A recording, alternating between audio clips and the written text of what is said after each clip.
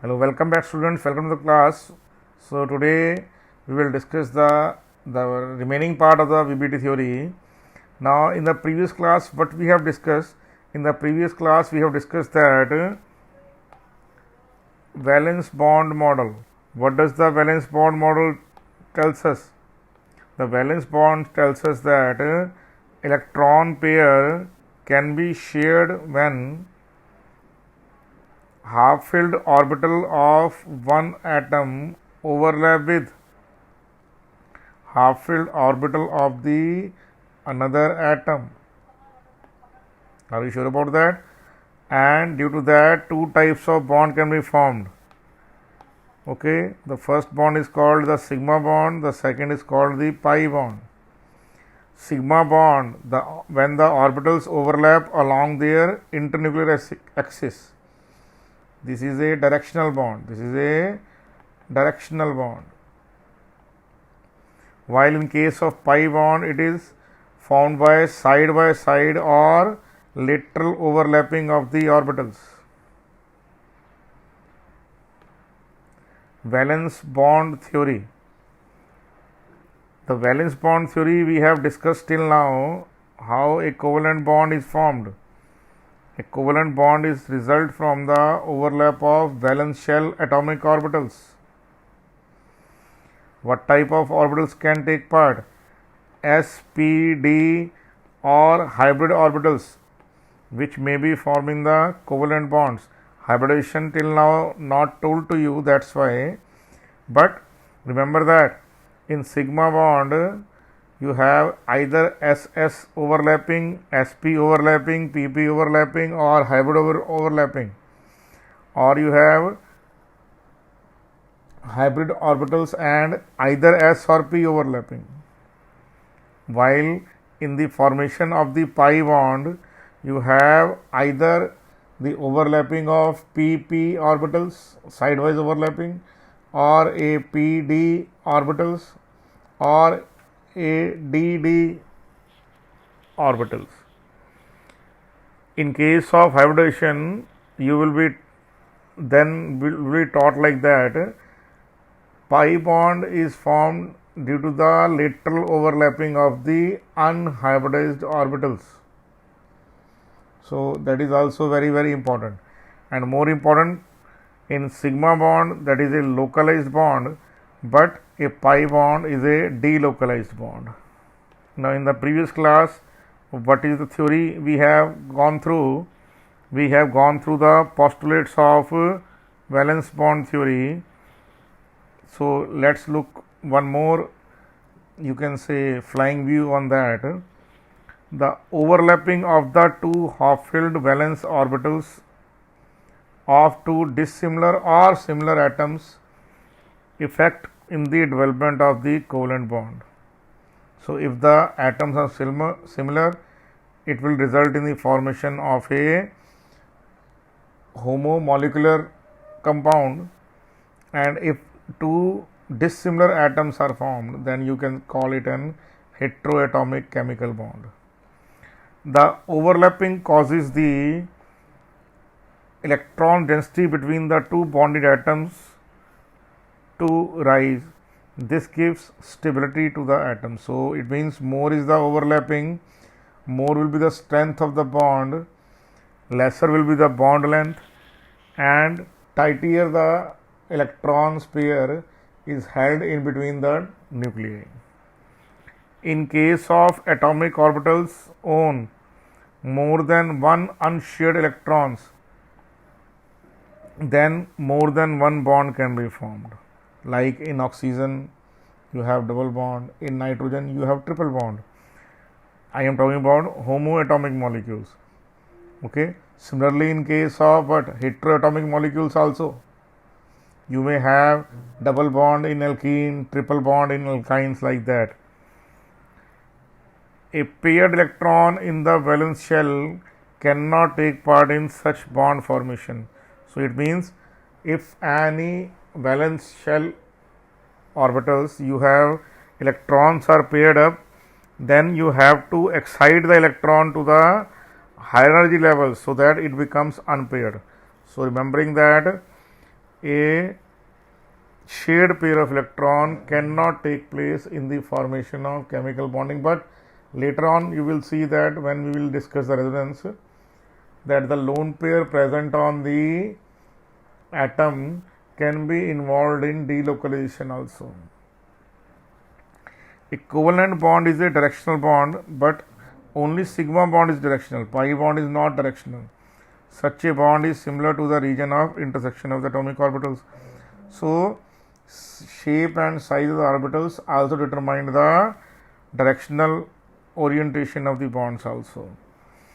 Based on the design of the overlapping, two kinds of covalent bonds are found, pi bond and sigma bond. The covalent bond produced by sidewise overlapping is known as pi bond. So, a pi bond is formed in between what? In between p and p orbital, between p and d orbital, between d and d orbitals, and in between unhybridized orbitals. So, among these orbitals you have formation of pi bond, while in case of sigma bond you have SS overlapping, SP overlapping, PP overlapping, PZ, DZ overlapping, you have DZ square overlapping, or you have bond between hybridized and among any one of them. You can take out any of that orbital out of them. Okay, but sigma bond is always in between the internuclear axis, and z axis is taken as the internuclear axis in case of the sigma bond. You have to keep this thing in your mind, okay, so that you are able to understand quite well that sigma bond is always formed in between the two atoms, but when the orbitals are on the same internuclear axis. Now let's take the difference between a sigma bond and a pi bond, that how these bonds are different. So, sigma bond is formed by the overlapping of pure sp, pp and hybrid orbitals. It is a very strong bond, sigma bond. It is very less reactive. The electron cloud is symmetrical to the line joining the nuclei of the two atoms. Free rotation of the atom is possible. The lobe participating in the overlapping is stretched and the other lobe is reduced. It means if two lobes are being there, the lobe, let us suppose a positive lobe overlap with the positive lobe of the other atom, then there will be an elongation in the positive lobes and the negative lobe becomes very much reduced in size.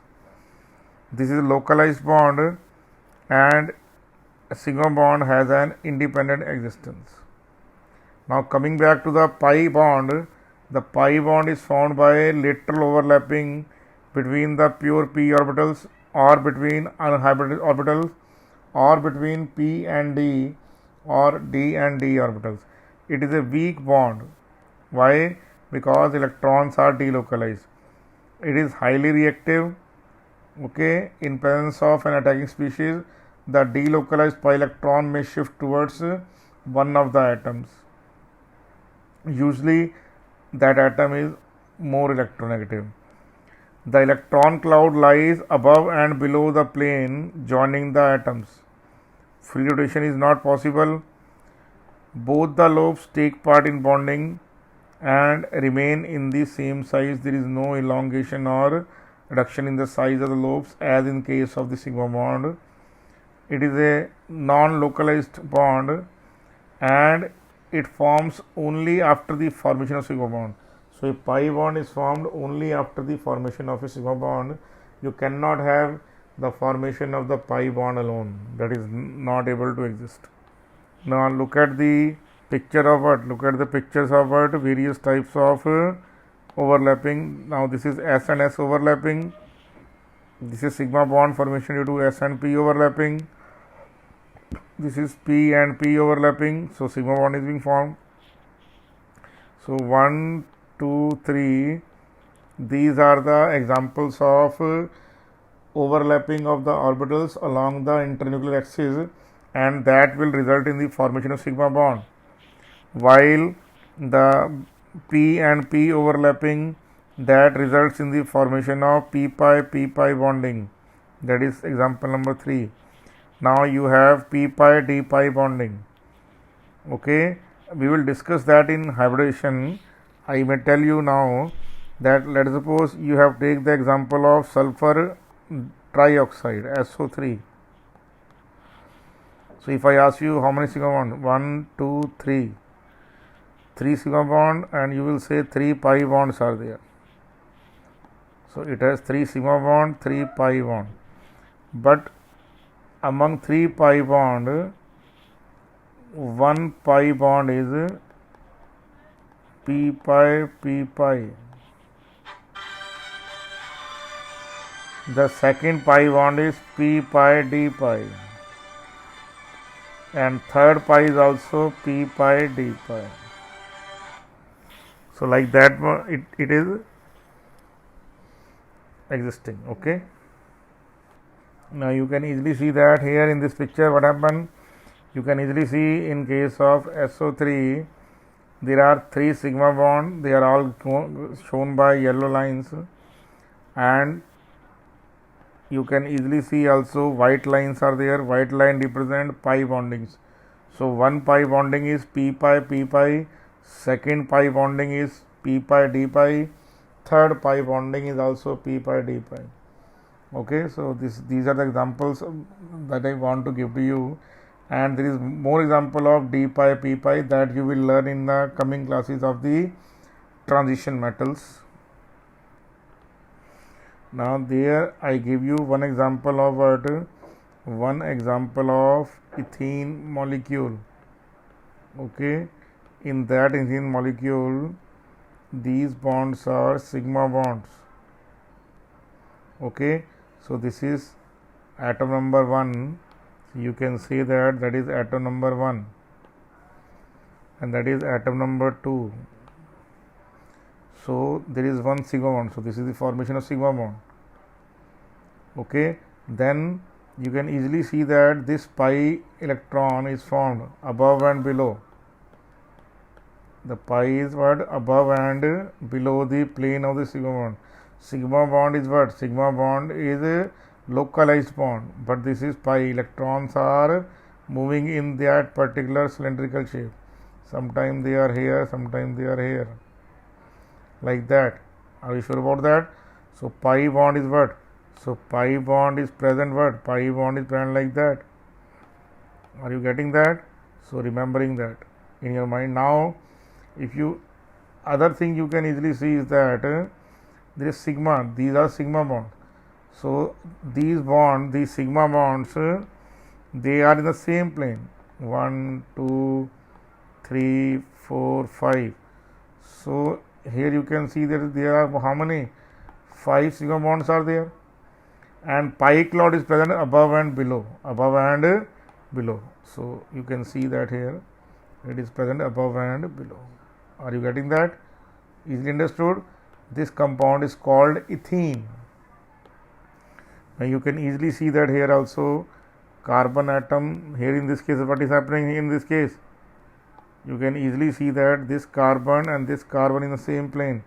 Hydrogen also in the same plane, and this pi, the green color pi bonds are present what?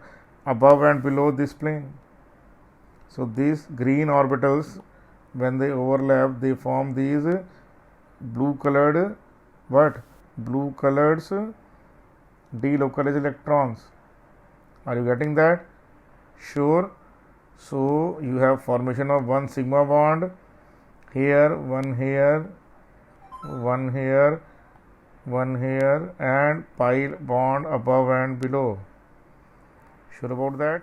Now you can easily see that also now by this type of bonding. Now you can easily see that these are the carbon atoms. So sigma bonds are shown here. So this is sigma bond. Okay, H, you can see that H. Okay, impression can be seen here easily. HH, yes or no? This is pi cloud above and no sigma. This is green colored is what? This green colored bond is what? It is sigma bond. So pi is present above. This is pi bond. Are you sure about that or not? Now you have to understand the formation of the bond in terms of energy levels also. Till now we are only talking about the sigma and pi bonding. Now when two atoms are very far away from each other, there is no interaction between them. But when they come close to each other, a new force comes into operation. The force of repulsions between the nuclei of combining atoms and between the electrons of the atoms. So what can happen? Nuclei of atom A will repel the nuclei of atom B. Electron of atom A will repel the electron of atom B because nucleus contains same positive charge and electrons contain same negative charge. So nuclei of atom A will repel the nuclei of atom B. Electrons of atom A will repel the electrons of atom B. But this is force of repulsion. What about attraction? The force of attraction exists between the nucleus of one atom and electrons of other atoms along with electrons of its own atoms. These forces tend to decrease the energy of the system. So repulsive interaction, what they do? They increase the energy of the system. And force of attraction do what? Force of attraction causes decrease in what? Decrease in the energy of the system. So these two type of interactions are present whenever two atoms they tends to approach each other. Now okay, if in a system these new forces can decrease the energy, then possibility of chemical bond exists, and these forces led to the increase in, then no chemical bonding is possible. Okay, so it all depends upon, it means that when magnitude of the attractive interactions overcome the magnitude of the repulsive interaction, only then a chemical bond can take place. Okay, so if we have two hydrogen bonds or two hydrogen atoms, atom A and atom B at very far away, infinite means far away from each other, okay, then there will be no interaction between them. But as they come close together, two types of forces approach. What will happen? Nuclei of atom B will repel the nuclei of atom A. Electrons of B will repel the electrons of A. Okay, are you sure about that? And what is the attractive force? Attractive force is that nucleus of A and B both will attract electrons of A and B. Are you sure about that? Now if the attractive interactions are like that, I am repeating once more, in case of attractive interactions, what is happening? Nuclei of A will do what? Attract electrons of atom A and electrons of atom B both. Similarly, nuclei of B will do what? It will also cause what? It will attract electron of atom A and electrons of atom B. Are you getting that or not? So that will happen, definitely it will happen. So nucleus and that is going to what? That attractive interaction will be the driving force during the formation of the compound. Are you getting that? Sure. Now what is happening now? So you can see that atom A will have attracting electron of atom A, okay, while atom A will attract electron of atom B. That is new force of attraction. And what is new force of repulsion? Force of repulsion is between what? Between the two nuclei. What is that? Between the two nuclei. Two nuclei will repel each other. That is very, very important. And electrons of the atoms also repel each other. Here through the picture you can easily see the force of attraction between A and B. This is first force. Force of attraction between nucleus of B and electron of A. Force of repulsion between electrons of the atom. Force of repulsion between the nuclei of the two atoms. So these are the four forces operating. So when two atoms are approaching each other, what will happen? When they come close and close together, due to the attractive interaction, the potential energy get decreased. The potential energy get decreased. Are you getting that? So when the atoms are very far away, there is no attraction, so energy level is zero. So when the atom they come close together, what can happen? The energy goes down. Why? Because now the attractive forces are now dominating the repulsive forces. Now at the end, what will happen? As it will go further, what will happen? The distance between the two atoms becomes the smallest, and their lobes get what? The lobes of the s orbital, they overlap each other. Okay, and a bond is formed. So in that case, what can happen? The potential energy level is least. Okay, and that potential energy level is either you can take at minus, means energy is being released, is minus 7.24 10 power minus 19 joules per atom, or minus 4033 kilojoule per mole. Are you getting that? So hydrogen bond length is what? Is 74 here. It is 1/2 of the distance. What is bond length? It is double the radius also. Now you can see pi bonds are usually weaker than the sigma bond. That is very, very important statement. Pi bonds are. Quantum mechanics says that because the orbital paths are parallel, so there is much less overlap between the p orbitals. Okay, so pi bonds happen when two atomic orbitals are in contact through areas of the overlapping. So what can happen? Pi bond is weaker bond, but sigma bond is stronger. Now next is limitations of BBT. Okay, it fails to explain what? It fails to explain tetravalency of carbon. It does not discuss electrons' energy. Okay, the assumption is that electrons are being localized, but pi cloud is delocalized. Theory also failed to explain. So failure of BBT is what? Failure of BBT is that it fails to explain the paramagnetic behavior of the molecule. It fails to explain the bonding in electron deficient compound, like you have BF3, okay, AlCl3, B2H6.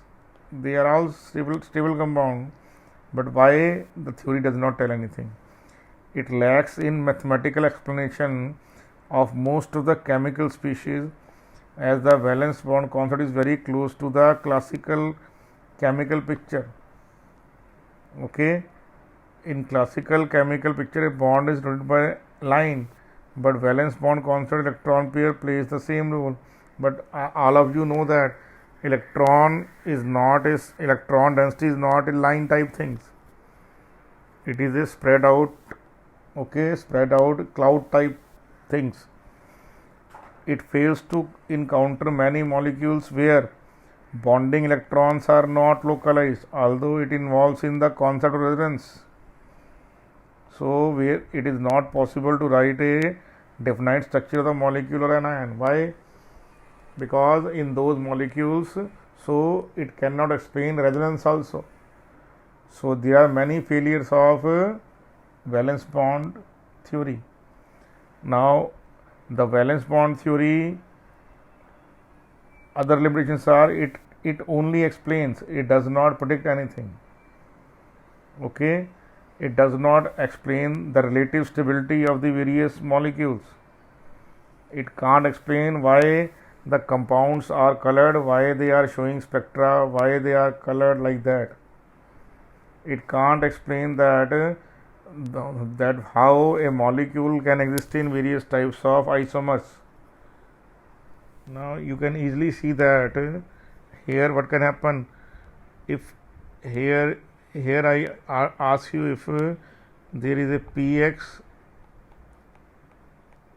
and py orbitals are there, what type of bond is there present, sigma, pi, or none of these? The answer is none. Why? Because the only possible bond that found between p and p is pi, but these are different. Px plus px, they can form pi bond. Pz and pz, that can form sigma bond. Clear? S and pz, they can form sigma bond. S and S, they can only form sigma bond. No pi, S orbital never involved in pi, so S plus px. Okay, answer is okay. The only possibility is that nothing can happen here.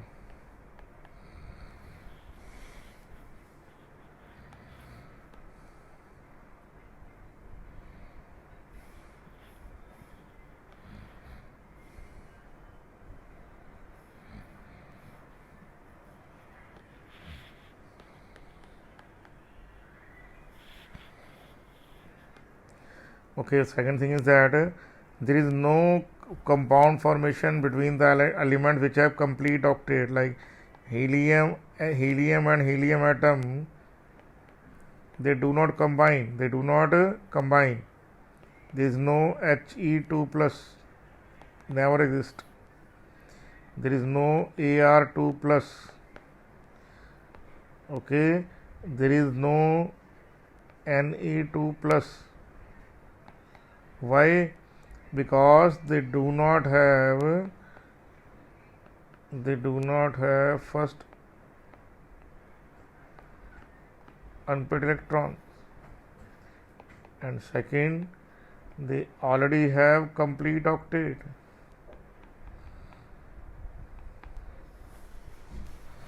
Okay. Second thing is that what is valency? Valency can be the number of bonds that can be formed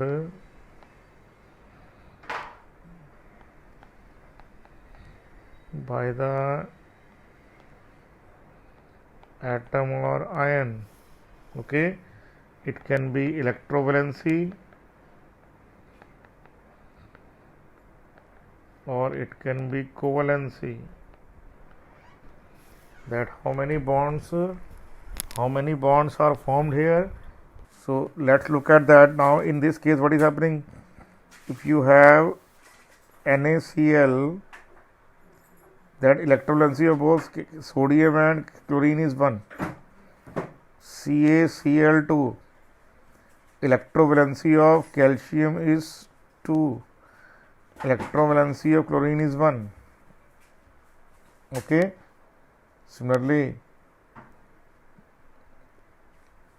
carbon CH4, its covalency of what? How many? 4. Carbon has 4 covalents. Why? Because it is able to form 4 bonds. Okay. Nitrogen can form maximum now 3, but everyone knows that nitrogen can form ammonium cation. So in this case, its covalency is 4. So you have to calculate the number of bonds present in it, like in oxygen also. In water, you have covalency of 2, but in case of hydronium ion, that is He3 plus,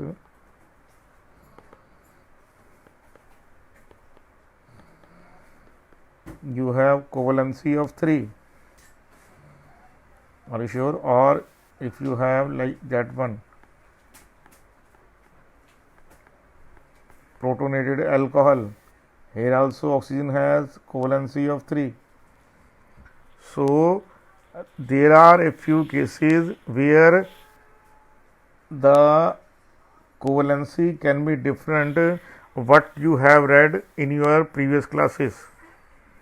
Okay, in your previous classes you have read that covalency is either what? Covalency is either group number or 8 minus group number, but in several cases it may not be the same case. Covalency is that what can be the maximum number of bond that can be formed in a given compound in that particular case. In that particular case, you have to memorize that. Okay.